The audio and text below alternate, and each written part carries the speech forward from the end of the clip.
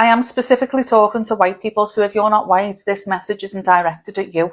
I think we as white people need to have a serious conversation about what happened to Jason Arday. Jason became Cambridge University's youngest black professor. Then allegations of plagiarism were made against him. Now, Liverpool John Moores University, the university that awarded him his PhD, investigated those allegations and did not find academic misconduct. They concluded there had been honest and reasonable error. I'm not saying it doesn't mean anyone can't question his work, but what happened after that was absolutely vile.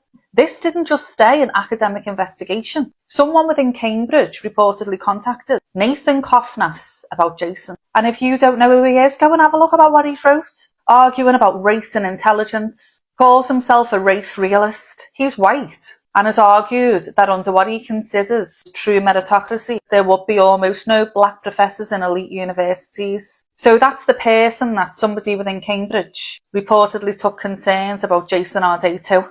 And what did he do with that? He labelled his investigation DEI fraud and cover-up at Cambridge. There it is. Jason, being black, had been dragged directly into it. The British media amplified the absolute shit out of it.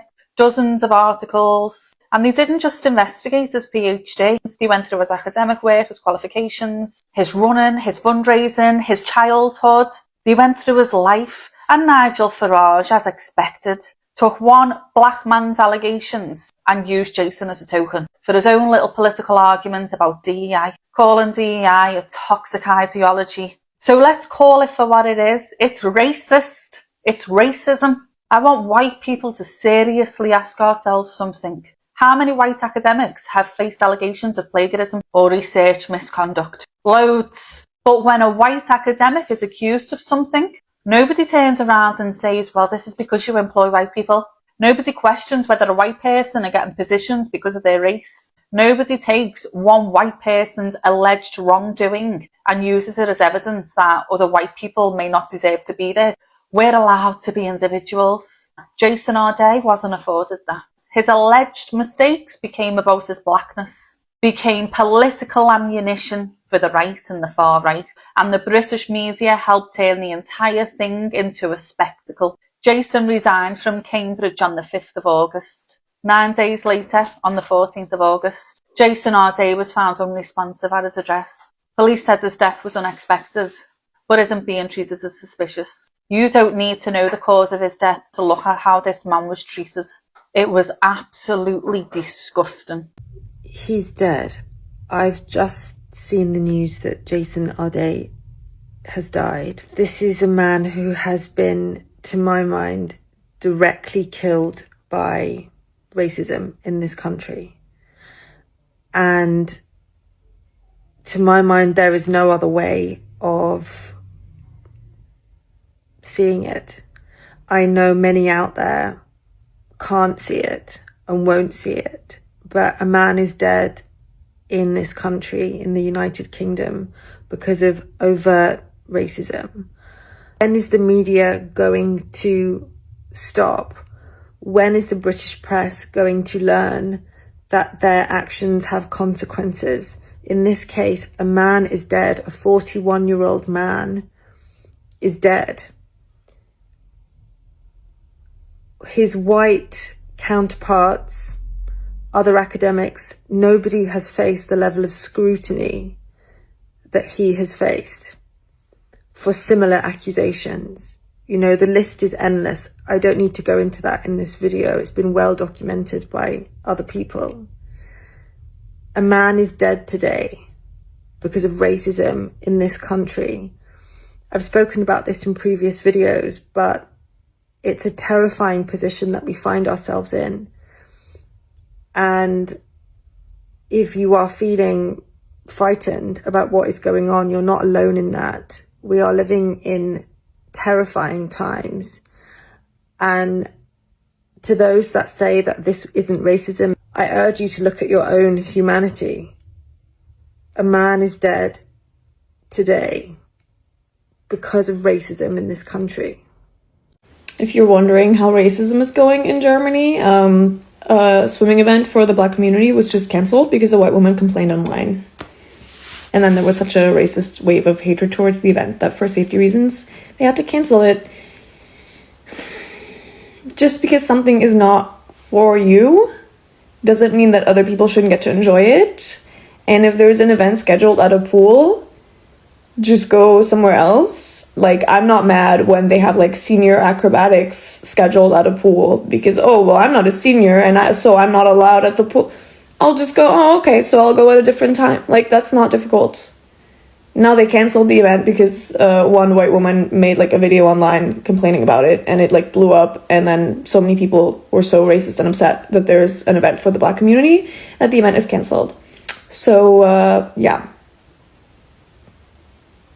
3 words that many of us commonly use that are rooted in bias and racism, and what to teach kids to say instead. Now, the first word is gypped. So teach kids that this derives from the word gypsy, which is a derogatory term for the Romani people, and it reflects the historical stereotype and prejudice of the Romani people as thieves. And of course, we always have to give kids words to say instead, so instead of gypped, they can say cheated, deceived, or ripped off. The second word is spirit animal. If you and your kids are not indigenous, then using this word is widely considered to be a form of cultural appropriation. And the third phrase is grandfathered in. Now, this phrase has roots in how Black Americans were denied voting rights. Under this clause, anyone who was able to vote before 1867. Why are we allowing self-appointed language police to dig through history just to ban everyday idioms and tell us how to express our own lives? If you don't know me yet, my name is Nicole. Today, we need to address a growing, deeply frustrating trend that is quietly ruining our ability to simply talk to one another. I talk a lot about these subtle tactics used to shift our cultural landscape, but today I want to look at a mechanism that treats language like a political minefield.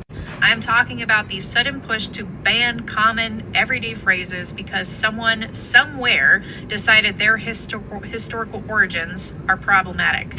I think that you people might have an actual allergy to learning. Maybe literally. I've never seen a video that better illustrates this very common issue amongst right-wing conservatives. There's a woman giving you the etymology of words, the history, where these idioms come from, right? A lot of them, most of them rooted in our racist history. And this has triggered you so badly that you've made a 6-minute video talking about how your rights are being trampled and how you are being banned from saying these words. Completely fabricated. Nobody is telling you not to say this. We are telling you where these words come from. Not a word of it a lie, by the way, and you can't fucking deal with it because you are soft little snowflake. There was that like councilman in Oklahoma that was like, oh, they really Jewed me out of this one. And somebody was like, well, you can't say that. That's super anti-Semitic. He was like, what's anti-Semitic? The Jews are notoriously cheap. Instead of being reasonably upset about the actual issue, which is these idioms exist because our country's racist, you're upset about not being able to say them anymore. Do you not get? God damn it, dude. If you've been following my page, you will discover that I talk about racism in Germany openly because it's actually part of the integration and everyone should be aware and prepared. Now, something happened in Berlin today that I would like us to talk about because we need to talk about it. Now, there was supposed to be a swimming event specifically for Black community today, Friday 14th August at the temporary Volksbad in front of the Volksbühne in Berlin. The event was planned from 12 noon until 6 p.m. and was organized together with Each One Teach One, an organization working with the Black community. But the event was cancelled. And why? Now, according to the organizers and current reports, the event became the target of racist hostility, threat, and a very heated public debate. Because of security concerns, the organizers decided to cancel it. The swimming pool was then kept closed for the entire day. Okay, now I want us to understand something. This was not about saying that Black people should have their own swimming pool in Germany or that other people are not welcome. The Volksbad itself was created as a public space, and the program included special days and activities for different communities. The idea behind this particular event was to create a space where Black people, children and young people could come together, enjoy themselves and feel comfortable without experiencing the racism they sometimes face in everyday life. And honestly, whether you agree with the concept or not, threat and racism should never be the answer. We can debate whether the community-specific events a good idea. We can have different opinions, but we should be able to discuss these things without turning against people or making them feel unsafe. As foreigners and as people living in Germany, we also need to understand that racism is something we should not ignore when we see it. You can disagree with an idea without attacking the people behind it. That is the conversation that we need to have. I personally see this as an eye-opener for everyone, that to tell you that you should get prepared. This is something that you're going to face also when you migrate here. It's not always rosy as it's always portrayed out there. I pray that someday this will reduce, because it won't end.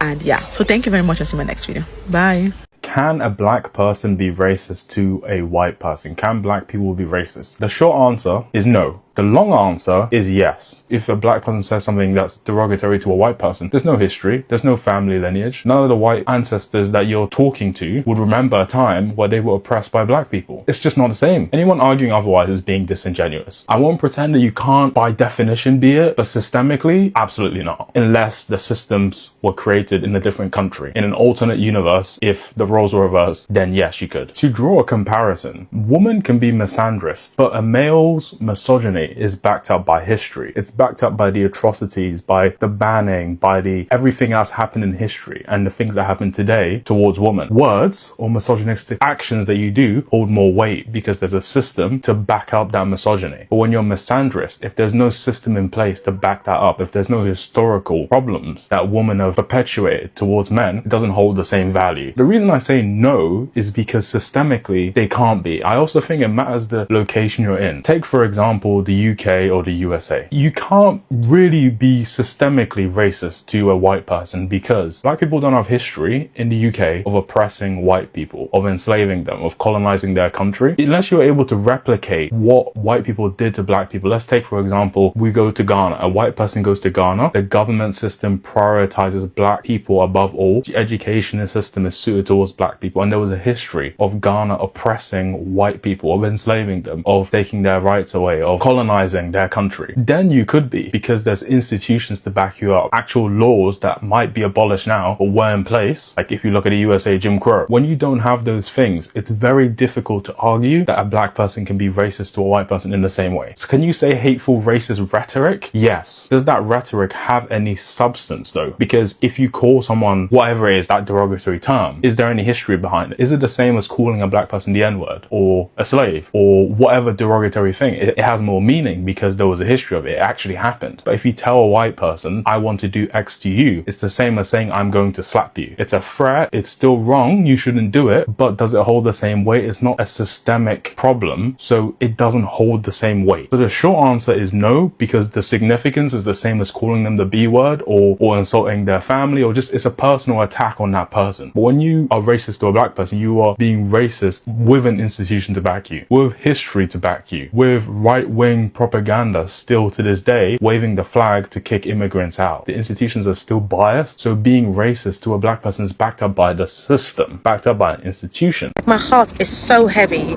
for Jason Ardy's family. First of all, rest in perfect peace, Jason. I want to say I can only imagine what you felt, but actually I know what you felt. I have been there, and I want to say, yeah, fuck UK media. Fuck UK media, because all you do is find ways to humble black people. You intentionally use propaganda to perpetuate racism in a way to corner and push black people off the limelight so that you guys feel satisfied because there are less black faces in high positions. This is what you all wanted. This is what you fucking wanted. I don't want to be seeing any of you doing this. Oh, we wish well for his family. You don't. This is exactly what most of you wanted. I cannot believe you guys hounded the men to this point. How dare you? And this is not the first time, and it's not the last time either. We really need to start speaking up against this. The way that the UK media, especially right-wing media or centre-left media, hound and harass black people, black key figures or black public figures into humiliation and humility as a way to also use us as examples for other people who are watching to behave themselves and not have the audacity to dream bigger. I fucking hate this. I cannot believe this. This is ridiculous. Like, my heart is so heavy. Oh my gosh, my heart goes out to Jason's family. Like, this is mortifying, but we cannot longer be silent about this. And the black medias that also join in or repost these things and reshare, especially the shade barra and some of your fucking comments. This is what can happen to someone when everyone decides to participate and chime in hounding people. Like, you know how many videos I see of black people on a daily basis that are like so tired of the same old shit from the black community? Like, that shit is never talked about, bro, and people are getting tired of it. Do you ever get tired of defending rapists and pedophilia? Do you ever get tired of the school shootings? Do you ever get tired of your kind that looks like you is taking out wives, girlfriends, kids, family members taking out each other, unaliving, kids and babies? Like, do you ever get tired of that shit, bro? Do you ever get tired of the assassinations that unaliving a president's coming from your group? Do you ever get tired of protecting guys who do harm to women and children? You voted for Trump. You literally support pedophiles. Do you ever get tired of the judges giving rapists in your community lesser sentence or letting them walk free? I mean, this is a great example. Jesse Butler literally choked 2 girls, and that's like 2 of them received 0 jail time, walking free, and he's possibly going to college. Oh yeah, and this guy unalived his own daughter over political views because she criticized Trump. And he has not been charged yet. Still, it's been like 4 or 5 months that this shit happened. Where's your outrage on that? Do you get sick or tired of that? Or you just want to focus on black people problems?